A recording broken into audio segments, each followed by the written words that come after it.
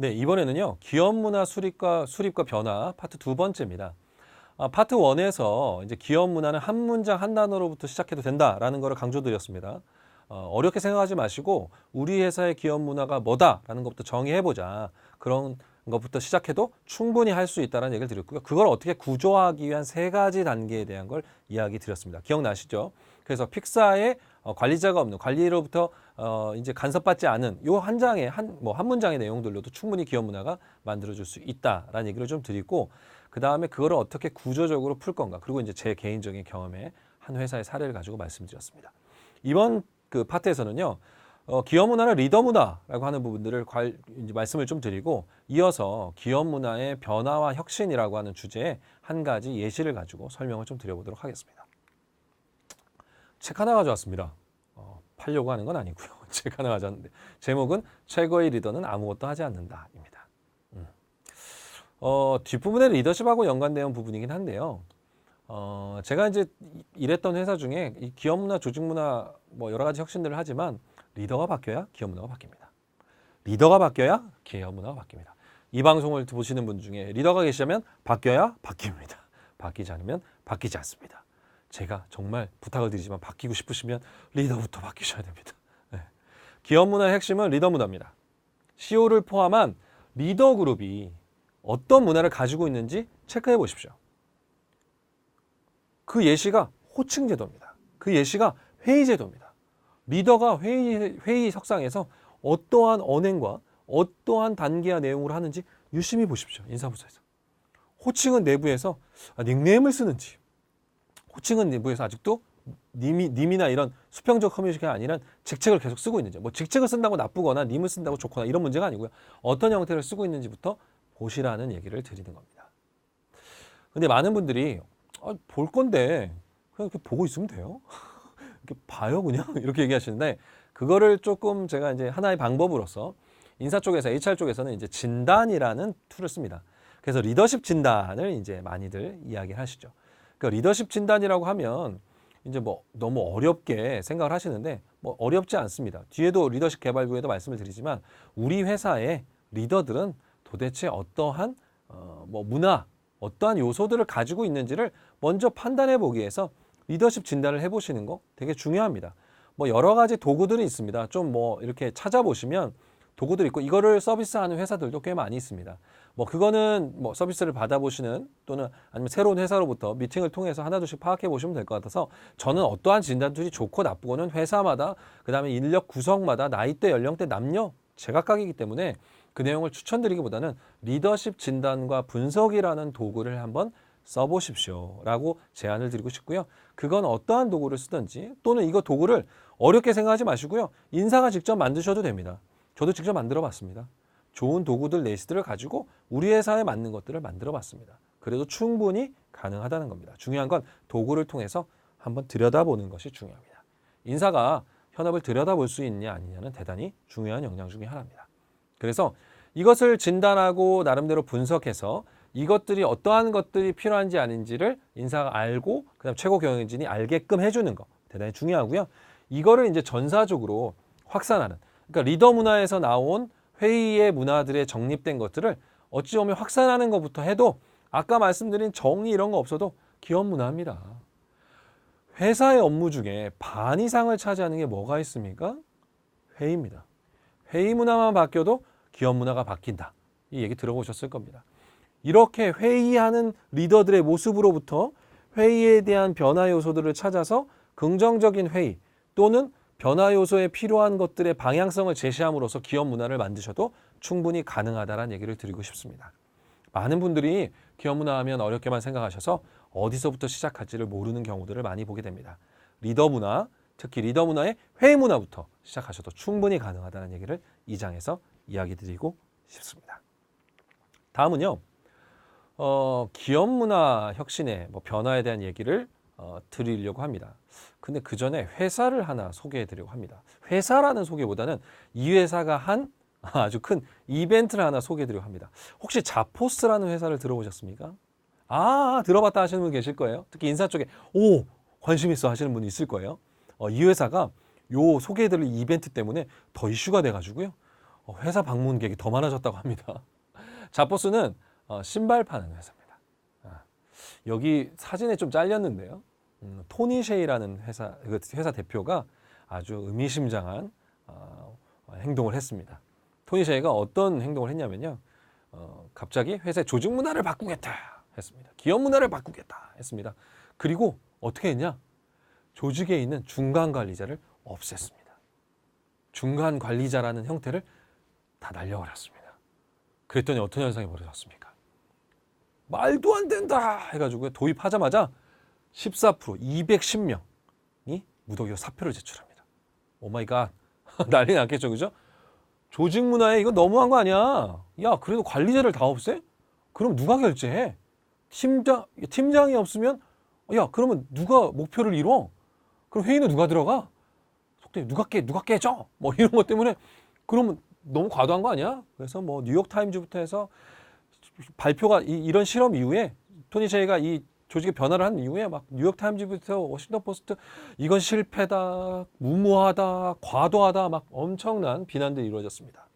그러나 또 한편에서는 이거는 탈관료제다, 탈구조주의다, 자기조직화다, 새로운 또는 기존에 있었던 개념들을 재정립하면서 엄청나게 극찬이 이루어지고 그런 조직의 변화를 나도 하겠다, 동참하겠다라는 변화들도 이루어지기 시작했습니다.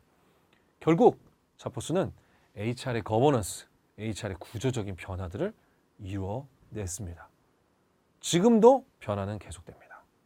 여러분들에게 소개해드릴 이 자포스가 기업 문화를 혁신한 시도, 이 시도를 홀라크라시라고 합니다.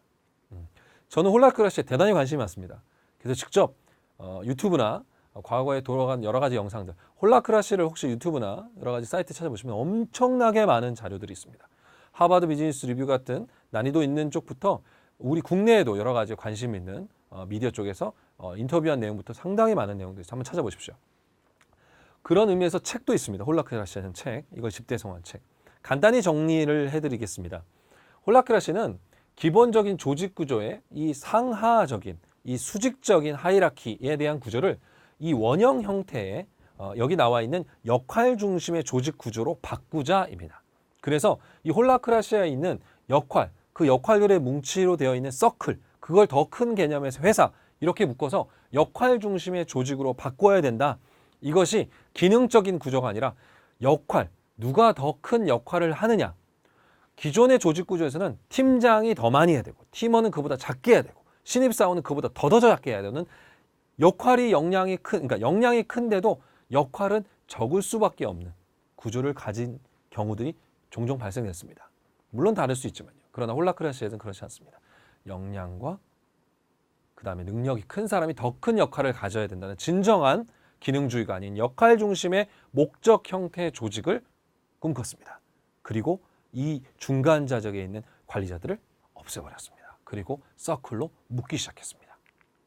그랬더니 기존의 전통적인 업무 방식에서의 비효율적인 회의, 경직된 조직 구조, 그리고 보스가 있어야 결정이 되고 업무가 진행되는 방식들, 그리고 모든 관리자의 의사결정 안에서 모두 대표님과 팀장님만 보던 방식에서 대단히 많은 어떤 변화, 집중력 있고 응집력 있는 회의로 바뀝니다. 왜냐하면 역할로 보니까 역할을 가진 사람이 리드하죠. 다른 역할을 가진 사람이 직급 때문에 말 못하거나 하는 현상들이 발생되지 않습니다. 그래서 스탠딩 미팅이라는 걸 합니다. 업무를 시작하기 전에 역할을 가진 사람들끼리 모여서 스탠딩 미팅을 합니다. 그러면서 그런 부분에 대한 것들을 더 적극적으로 의견을 받으면서 깨기 시작하는 거죠. 그래서 더 집중력 있게 회의를 하는 거죠. 그리고 역할을 중심으로 하니까 역할이 많은 사람에게 권한과 책임이 따르게 됩니다. 그 사람은 가지고 있는 역할의 권한과 책임이 따르니 자기가 맡게 되는 권한과 그 역할을 같이 생각하면서 훨씬 더 빠르게, 더 확신 있게 업무를 하기 시작합니다. 그러면서 업무의 영역들이 점점 더 넓혀지는 거죠. 예전에는요, 고객의 예를 들어서 고객의 만족이라고 하면 CS 부서만 이랬잖아요. 근데 고객 만족을 총괄하는 서클에서 이것이 업무 프로세스의 발생인지 우리의 시스템의 문제인까지 영역을 확대해서 커버하니 훨씬 더 고객 만족이라는 목적을 달성할 수 있겠죠. 그렇게 역할 중심으로 바뀌게 되는 겁니다. 그리고 개별적이고 분산돼, 그러니까 당연히 역할 중심으로 바뀌면서 조직이 그냥 기능적으로 묶여서 이렇게 기능적으로만 기계적으로 돌아가는 게 아니라 분산되면서 훨씬 더 많은 영역에서의 것들이 발생되게 되고요. 또 하나 역할 중심으로, 업무 중심으로 바뀌게 됩니다. 따라서 이에 따라서 여기 나와 있는 것처럼 홀라크라시, 물론 홀라크라시가 아까 말씀드린 것처럼 시작과 함께 비난을 받았던 개념이기 때문에 그거에 대해서 뭐 반대적인 뭐 이게 조직이냐 우리도 했는데 망가졌다 뭐 이런 내용들도 분명히 존재합니다. 그러나 저는 이것이 뭐 절대적인 조직 혁신 문화의 방법론이 최고입니다라고 말씀드리는 게 아니라 이러한 변화들이 기본적으로 있다. 기업 문화의 혁신의 변화도 있다는 얘기인데요. 이걸 통해서 갖게 되는 기본적인 홀라크라시의 기본적인 강점 부분들, 조직이 빨라졌다. 조직이 개개인적으로 역할 중심으로 리더십이 올라갔다라는 얘기를 하게 되고요. 그 다음에 개인의 역량을 더 발휘할 수 있는 기회들을 갖게 됐다. 마지막으로 조직의 기여도, 그리고 조직이 점점 더 확장되어 가는 모습들, 그리고 역할과 책임에 대해서 점점 더 명확해져 가는 모습들을 보게 된다라는 도입된 기업들의 강점이라는 어필들이 나오게 됩니다. 홀라크라시는요, 목적 중심의 조직입니다. 역할 중심의 조직입니다. 질문 드리겠습니다. 여러분 소속되어 있는 팀, 뭐 실, 유닛, 그룹, 뭐 어떤 형태도 좋습니다. 아니면 회사, 대표님들 보시면 회사, 어느 방향으로 가고 있는지 체크가 되십니까? 누구에게 물어봐서 뭘 물어봐야 되는지 확인이 되십니까? 어떤 사업은 어떤 사람이 맡아서 잘하고 있는지 확실히 확인이 되십니까? 질문을 드리고 싶습니다. 많은 경영자분들이 갑자기 갸우뚱하시는 것 같아요. 그거 누구한테 물어봐야 되지? 누가 그 역할을 하고 있지? 팀장이 할 줄 알았는데 알고 봤더니 팀원이 하고 있고, 팀장이 해결한 줄 알았더니 그 실장이 해결하고 있고, 이거는 뭐 조직의 구조적으로 회사가 돌아가고 있는 게 아니라 이건 어떻게 돌아가고 있는지 파악이 안 되시죠? 그러면 홀라크라시를 써보십시오. 이 얘기 드리는 거 아닙니다. 이 오해하시면 안 돼요.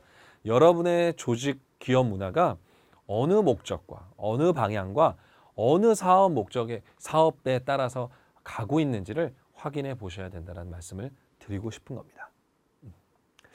기업 문화에 대해서 이야기를 좀 드렸습니다. 기업 문화에 대해서 얘기를 드리면 뭐 1시간이 문제입니까? 뭐 며칠을 이야기 드려도 사실 어려운 주제 중에 하나입니다.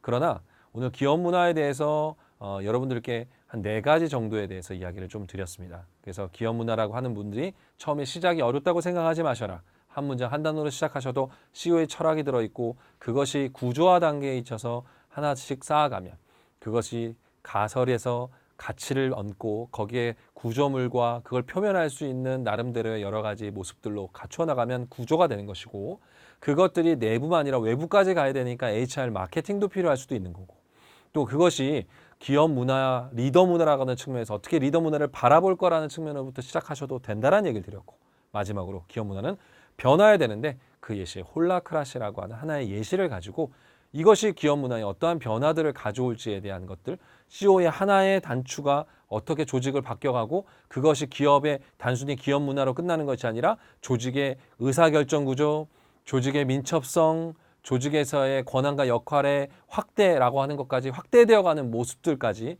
이것이 조직 기업 문화의 혁신과 변화라고 하는 측면에서 중요하다는 포인트까지 이야기를 좀 드렸습니다. 인사 담당자에서 인재 채용과 함께 중요한 키워드, 기업 문화입니다. 아직도 기업 문화라고 하면 어리둥절하고 어떻게 해야 될지 저 스스로도 인사를 15년이나 했는데도 어려운 숙제인 것 같습니다. 하지만 기업 문화는 계속 가야 할 과제입니다. 지금부터 시작하십시오. 어렵지 않습니다. 내용을 들으시고 찾아보시고 공부하시고 또 다른 분들과 커뮤니티에서 또 알게 되시면 좋은 정보들, 내용들 많으니까 어렵지 않게 시작하셨으면 좋겠습니다.